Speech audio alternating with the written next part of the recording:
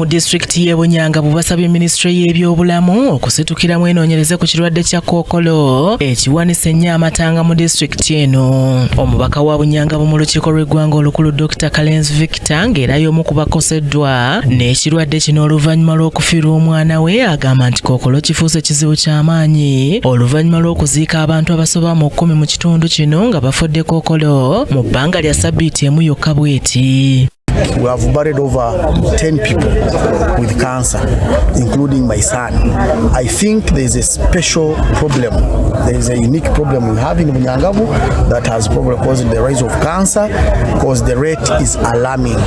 Uganda is known for intervening in preventing and controlling pandemics like Ebola, like COVID. I think we need a special intervention in as far as cancer is concerned in Bunyangabu. So I'm urging the Ministry of Health and other related ministries and government agencies to intervene in the cancer rising situation in Bunyangabu.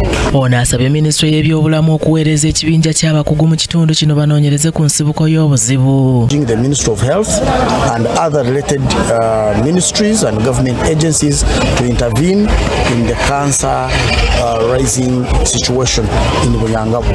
Otherwise, the situation is alarming. We are at a very big risk and we need an intervention. We need a special study, we need a special consideration. I've handed over equipment and other medical supplies worth about 20 million to have Shifa Hospital in the Wim sub-county reopened because it had closed previously because of lack of the same equipment. So I'm very happy that what I have donated will help the hospital to reopen. So I want to thank the President Yoweri Museveni and the government of NRM for providing this kind of environment where we the citizens can participate in building our country. Omubaka Kabalokere adyeri akubiriza abantu b'e Bunyangabu okugenda beekebeza ekirwadde kya kkookolo ng'era agamba nti abantu abamu abazze bafa babadde nga balowooza nti bafudde musujja gwa nsiri kyokka nti ng'ekyamazima kkookolo yabadde nga abannyula.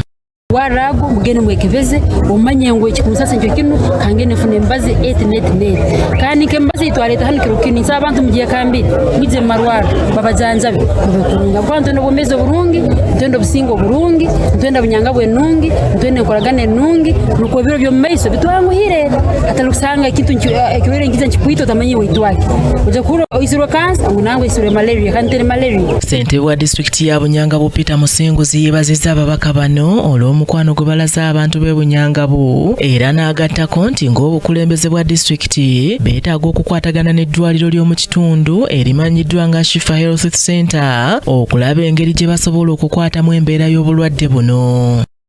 Yokuroraho nka mitandi Health Center 3 yaba SDA Church government netekayo emibazi nohereza obundi okugama abana so nabano tusobora kubayamba nuko government tutunga omwanya gundi nambe turayembekere gombora baro eri Health Center Kasaba so nja kutunga okurato nabo.